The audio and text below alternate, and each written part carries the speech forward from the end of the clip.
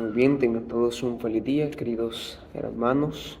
Ha llegado el momento de poderle dar gracias a Dios porque nos regala un nuevo día y el poder meditar en su palabra. Espero que se encuentren muy bien. Estoy agradecido yo también con Dios porque me permite el poderme dirigir a ustedes. Y hoy vamos a meditar siempre en la matutina Cristo triunfante. Hoy toca destinada para este 20 de mayo bajo el título Con frecuencia un pecado lleva a otro. Esta va a ser la meditación que nosotros llevaremos a cabo en esta mañana y voy a invitar a cada uno de ustedes, a donde ustedes se encuentren, que puedan cerrar sus ojos y vamos a elevar una oración a nuestro Creador. Oremos. Padre nuestro, que tu morada se encuentre en lo más alto de los cielos, gracias te damos porque nos regalas la vida, el poder estar meditando en tu palabra una vez más. Te damos gracias porque permites el poder escuchar el canto de las aves y el poder ver el sol brillar nuevamente. Te damos gracias porque permites también que en tus misericordias alcancemos todavía una nueva oportunidad de podernos arrepentir. Pedimos que nos ayudes y que la meditación que se llevará a cabo sea de bendición para cada una de nuestras vidas. Todo esto lo hemos pedido en el nombre de Cristo Jesús. Amén y amén. Muy bien, queridos hermanos, hoy vamos a tener la meditación bajo el título Con frecuencia un pecado lleva a otro. Como lo decíamos al inicio, interesante el meditar en este tema, hermanos, que es de mucha importancia para cada uno de nosotros. Con frecuencia un pecado lleva a otro. Cuando nosotros cometemos un pecado y lo tratamos de hacer a ocultas, muchas veces para encubrir ese pecado que hemos hecho tratamos de hacer otro. Por ejemplo, la mentira. La mentira es uno de los ejemplos que podríamos retomar cuando un niño miente a sus padres, o ya sea uno de joven, adulto. Cuando hace una mentira, para encubrir la mentira que ya se hizo, se trata de decir otra, para poder quedar con buena reputación delante de los demás, según nuestro parecer. Pero ahora vamos a ver una historia de un hombre que fue un rey, que hizo un pecado y para poder encubrirlo hizo otro. Y al final trajo consecuencias las decisiones que él tomó en su vida. El versículo introductorio de esta matutina y para este día está en el libro de Segunda de Samuel, capítulo número 12, es el versículo número 5, y dice así: Entonces se encendió el furor de David en gran manera contra aquel hombre, y dijo a Natán: Vive Jehová, el que hizo tal es digno de muerte. Bueno, aquí vemos una historia en el cual se acerca el profeta Natán a este rey y él le cuenta una historia que conmovió al rey David. Y él decide dar sentencia a aquel hombre que hizo tal suceso. Él le dijo al rey: Vive Jehová, que aquel que hizo aquello merece la muerte.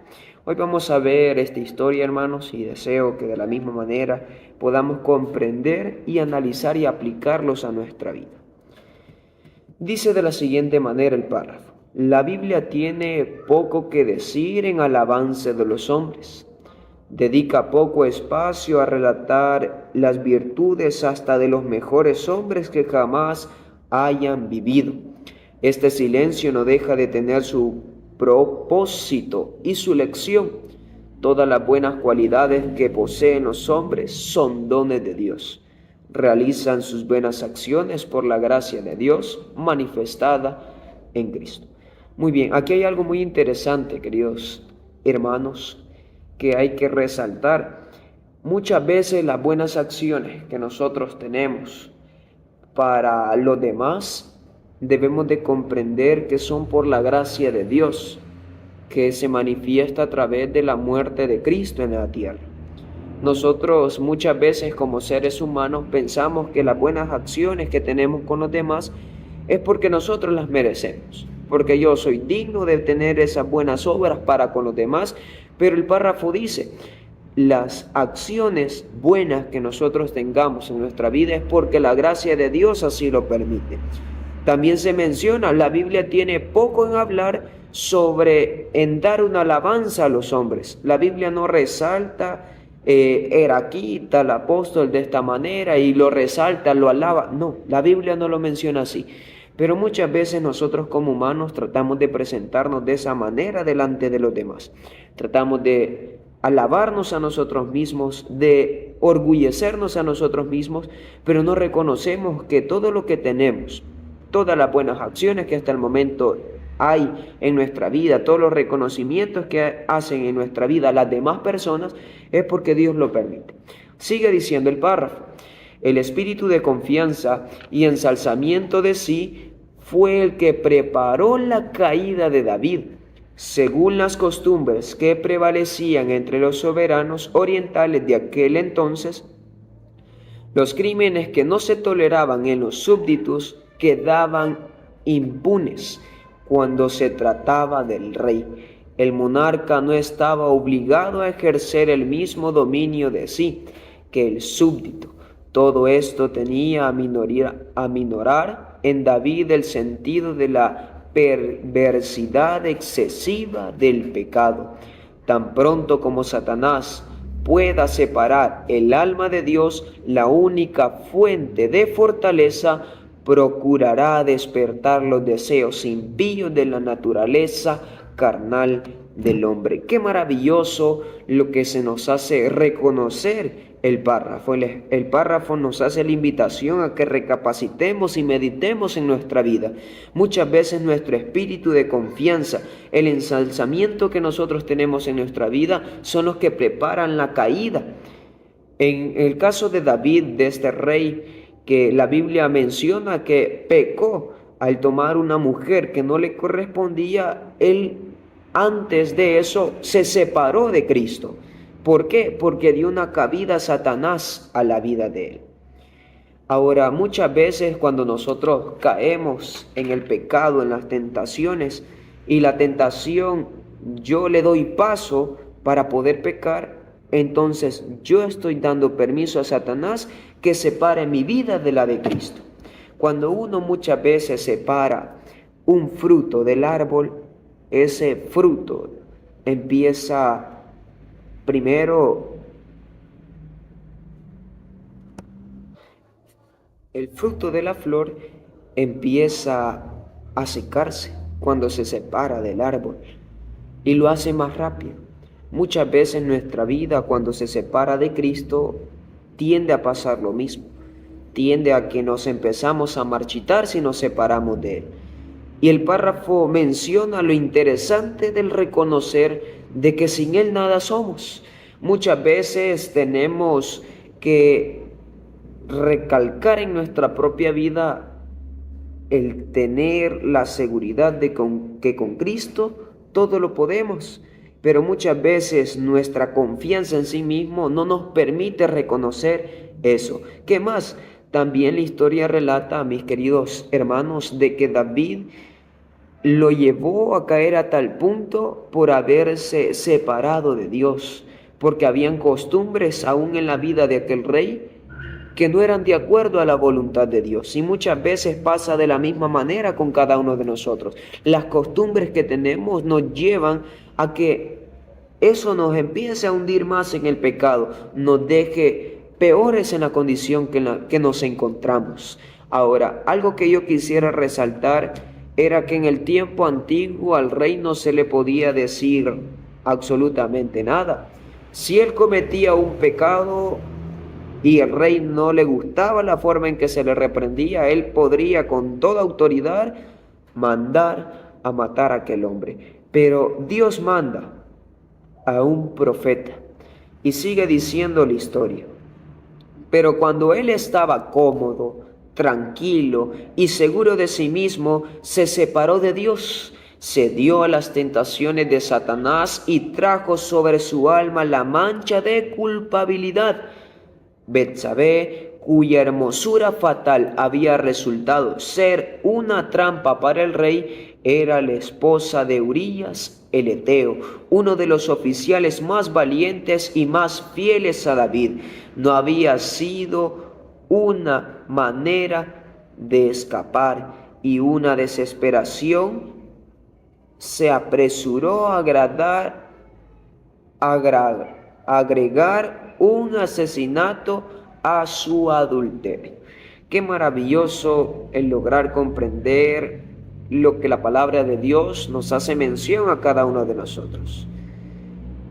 Él había llegado a un punto en el cual se encontraba cómodo en su vida cristiana, se encontraba tranquilo, seguro de sí mismo, pero esa seguridad a sí mismo lo hizo que se separara de Dios, cedió a las tentaciones de Satanás y atrajo a su alma la mancha de una culpa. ¿Cuál fue esa culpa? Al tomar una mujer que no le correspondía. Muchas veces, queridos hermanos, el pecado que nosotros cometemos nos lleva a este punto de estar demasiado tranquilo en nuestra vida y decimos, bueno, soy confiado en sí mismo y ese pecado solo queda en mi corazón. Pero debemos de recordar de que hay alguien, el único que ve, ese ojo no se aparta y es el de Dios. Algo que también quisiera seguir resaltando es lo siguiente. El profeta Natán recibió órdenes de llevar un mensaje de represión a David. Era un mensaje terrible en su severidad. A pocos soberanos se les podría haber dirigido una reprensión sin que el mensajero perdiese la vida. Apelando a David como el guardián divinamente designado para proteger los derechos de su pueblo, el profeta le relató una historia que agravió y opresionó una justicia y castigo. ¿Qué quiere decir? De que cuando aquel profeta se acerca, él pensó en la manera de cómo él podría llegar a decirle la falta que este hombre había cometido. Y él decide contarle una historia que conmovió al rey David. En su corazón dice que hubo una presión de exigir justicia y un castigo para aquella persona que había hecho tal cosa. Ahora, hay algo muy interesante en que se asemeja demasiado a nuestras vidas. Muchas veces nosotros tratamos, como decía el título, de poner otro pecado encima del otro para encubrirlo. Y para cubrir el que ya pusimos, tratamos de hacer otro pecado. Ahora, Natán fijó los ojos en el rey y luego, alzando la mano derecha, le declaró solemnemente: tú eres aquel hombre. ¿Por qué pues tuviste en poco la palabra de Jehová, haciendo lo malo delante de sus ojos? Como David, los culpables pueden procurar que su crimen quede oculto para los hombres. Pueden tratar de sepultar la acción perversa para siempre, a fin de que el ojo humano no lo vea ni lo sepa la inteligencia humana.